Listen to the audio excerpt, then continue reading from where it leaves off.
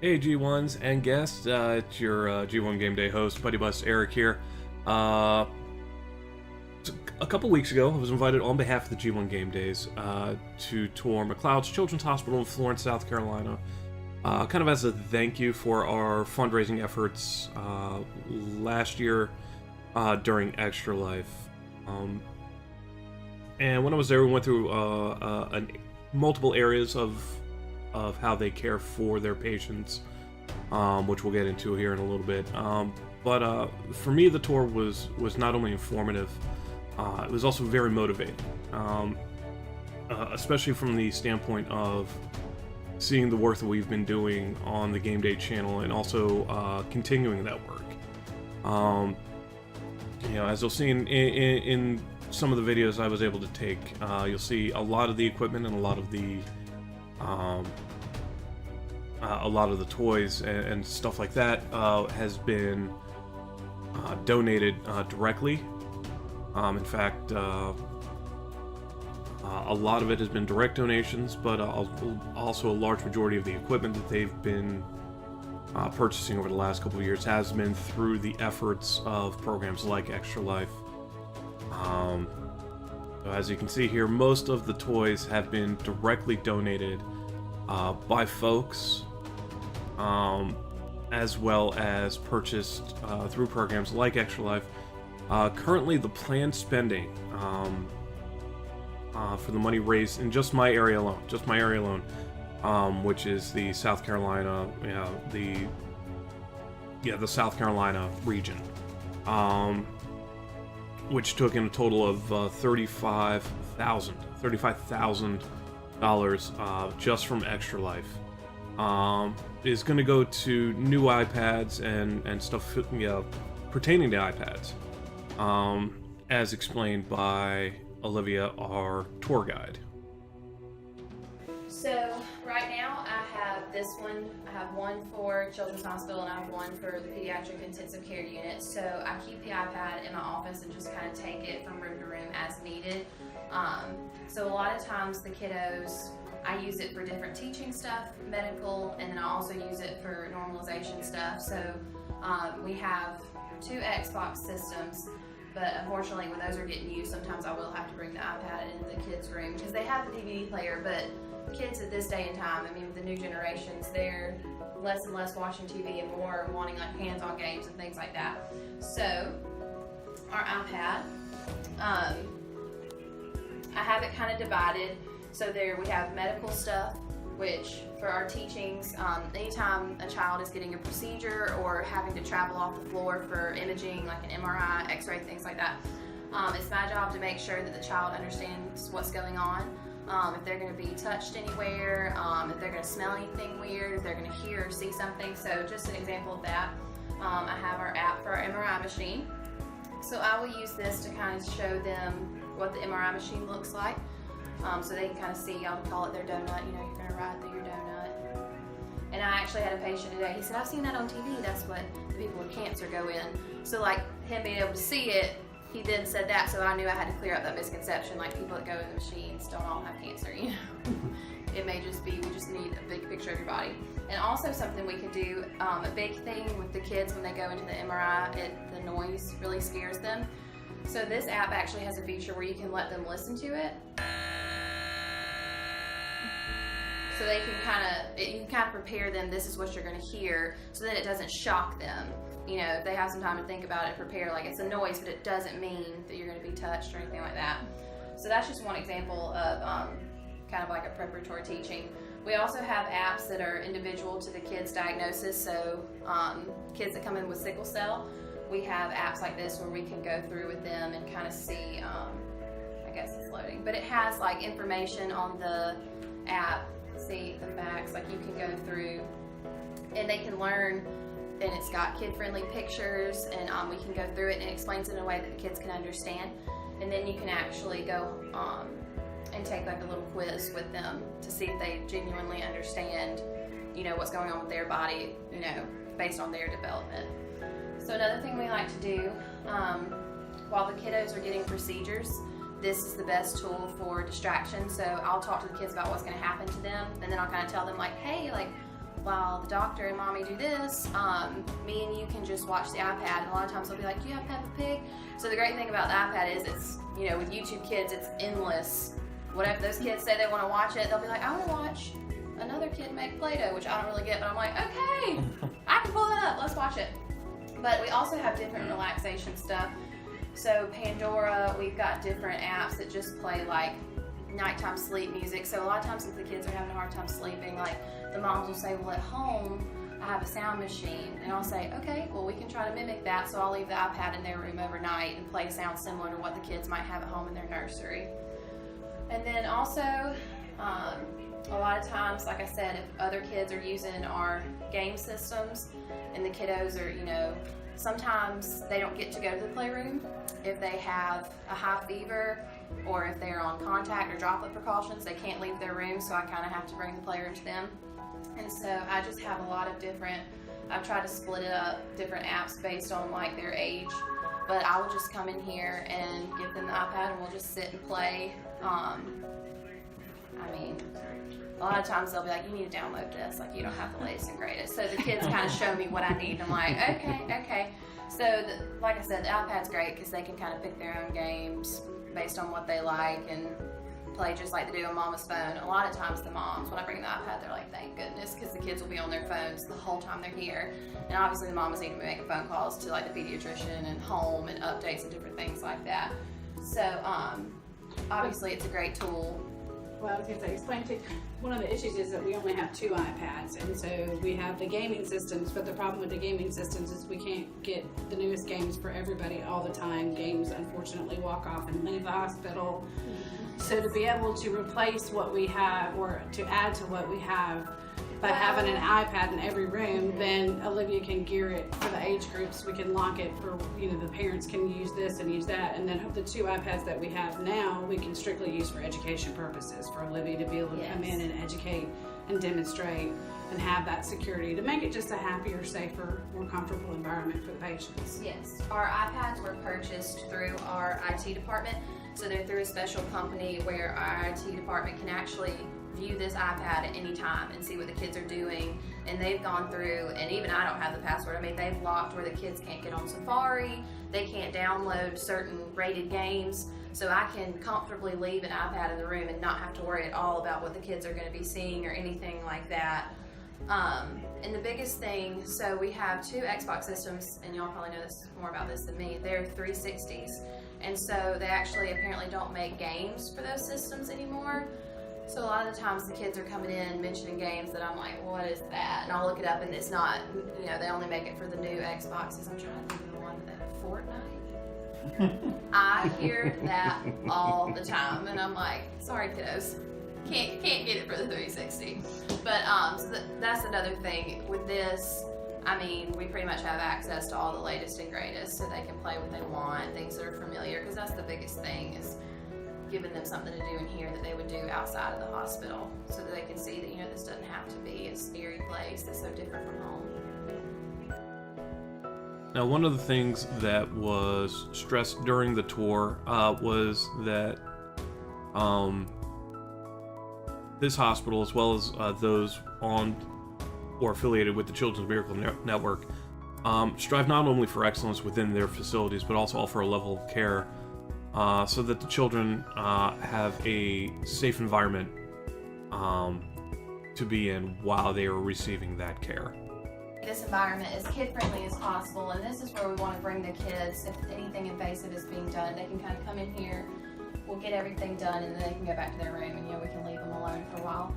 Most of the time, we'll plop the kids up on Myrtle Turtle if they're getting an IV and G-tube, anything like that. Our phlebotomy parts were also donated. I'm trying to think. So usually, most of our younger kiddos are who are coming in here. Some of our bigger kids, they're just, you know, they're not as at risk for negative coping and things like that. But our little kids, we can come in here, we can strap them down in a papoose board. It's more comforting than being held down by people. So that, we call it their seatbelt, and we tell them we're going to strap them in, just like they would in the car. And most of the time, we strap them in and they're just kind of snuggled up. and then we get done what we need to get done. A lot of times the parent will stand here, nurse there, and I'll kind of stand here at their head and kind of hold the iPad where they can see it. Like I said, a lot of Peppa Pig, a lot of Buffalo Guppies, and Paw Patrol. Oh my goodness. But we got all kinds of different distraction stuff in here. They get to go to the treasure chest afterwards and pick something out. So like I said, we try to make this whole area as child friendly as possible, and we don't like anything scary, any big surprises. Now, as you may notice, there are no videos of any of the children or parents or anything like that. This actually pertains to their commitment to excellence. Also maintaining a high level of security for their patients. The security, while also keeping them safe, also offers them privacy. Parents actually do not have access to the nurse's station, so if you'll follow me, the rooms kind of make a big U, and I think it's funny because it's kind of like their apartment. So when the parents get here, they just ring the doorbell, and this is how they get to the patient rooms. This just allows us to kind of control who's coming in and out. A lot of times parents will have family members that maybe they don't want to visit, or maybe they just want more privacy while they're here. Because obviously if you're in the intensive care unit, you're in critical condition. So that is how and they have like this kind of seating and stuff, but I will show you the actual nurse's station in the patient room. We did take a tour of the intensive care unit. Again, a lot of the equipment there was purchased using monies that were raised through fundraising programs such as Extra Life, and also generous donations through the hospital itself. You can follow me in here, I'll show you what the room kind of looks like. So obviously there's a higher level of observation here, so the nurses have to be able to see the patient pretty much all times. These are our rooms. There's either a bed or a crib. In this room, the parents actually don't have access to a bathroom or anything like that. They unfortunately have to go upstairs. But the kiddos that are in here are obviously very sick. A lot of times they're hooked up to vents or trachs, or they're intubated. And we have these hubs right here that can hold a lot of different machinery. They can move around from room to room. Obviously, if we have a code or something like that, we need to keep that very mobile. The kiddos in here are usually very limited as far as their mobility. PT has to work with them a lot to help them move around and things like that. But it's the thing about our intensive care unit, these kids are allowed to go to the playroom, but they have to be accompanied by some kind of nursing staff. Somebody with a medical background has to go back there with them, because obviously things can go wrong. So unfortunately our kiddos are kind of stuck in their rooms back here, simply because a lot of times the nurses have multiple patients. They can't leave those patients to go to the playroom. So we definitely have to get creative and bring games in here for the kids. The game system spend a lot of time back here. A lot of movies are watched. Like I said, a lot of times the kiddos are intubated or something like that, and they don't really have a lot of mobility with their hands. They're on medicines that keep them kind of drowsy, a little bit confused. So sometimes we'll come in here, we'll play Pandora. I have found that some patients, I'll put on Temple Run and just play it for them, and they'll watch, and they find that to be very interesting, probably because I lose a lot. I'm always like falling off the cliff, but the kids love it. And a lot of times we have siblings back here, so we'll bring the game systems and stuff in here for the siblings to play, because Lord knows, a lot of times they're confused, they don't really understand what's going on with brother or sister, and they're bored out of their minds. So we got to make sure we give them something to do. But now, something that was also brought to our attention is, and I didn't know this, is that not only do a lot of these children's hospitals not only benefit the children, they also benefit the families, as explained by Deborah Bramlett, who is the development coordinator for McLeod's Children's Hospital in Florence, South Carolina, who again was also the one who graciously offered the tour to the streamers and YouTubers within the region. The we feed the parents as well as the child. So if you don't want to leave your child to go to the cafeteria and get food, so the parents can order off the menu as well, and we bring a plate to the parents so that they can stay with their child. Which is amazing. Not everyone does that. No. A lot of times, people that are coming to the intensive care unit, I can't tell you how often we had a patient leave this morning. A lot of times they come in after a car accident or something, traveling. Can't tell you how many people we have going to Disney World or coming home from Disney World with car accidents. So a lot of times we'll have multiple siblings in the same family. And people don't realize once they get here they don't have anything. So we have to try to find a way to give them clothes to go home in, car seats, different things like that. So donations, I don't think people realize what a big deal they are and what they mean to us and the families, to be able to give them a toothbrush. And like I had a boy this morning that just wanted a pair of boxers. You know, you don't really think about things like that, how, you know, comfortable little things like that are. Now, the final bit of the tour was through the NICU, which is the neonatal intensive care unit. Again, much of the advanced equipment there was bought through charitable donations and programs. Due to security reasons, especially there, we were not allowed to film, we were not allowed to record, we were not allowed to take pictures, we were not allowed to do anything in there. And again, it's I look at it as a commitment to excellence, not only in treating, especially these small, tiny humans, but also the security of said children and the privacy of the parents. So, yeah. So again, we weren't able to take any film there, but again, a lot of the work that we were seeing done in there was really impressive. It was also impressive to find out that this particular NICU services 11 counties in South Carolina, and they specialize in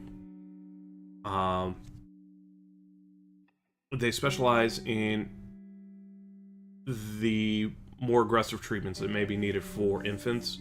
A lot of times, like the area I grew up in, I live in, Myrtle Beach, if a child cannot be treated at the main hospital here, which is Grand Strand Regional Hospital, they would then be transported to this facility for treatment. So a lot of the work that they are doing there is benefiting not only Florence, South Carolina, but also 11 counties of South Carolina. So it's really impressive to see that the work that they are doing for both the children and the families is amazing. Lastly, I want to impress the importance and significance, at least to me, for programs like Extra Life. In my area alone, there were 10 streamers and YouTubers, roughly, that helped raise money for this hospital. And this particular hospital, that doesn't mean there weren't more in South Carolina, but as far as I'm aware of, there were about 10 other people who raised money for this specific hospital.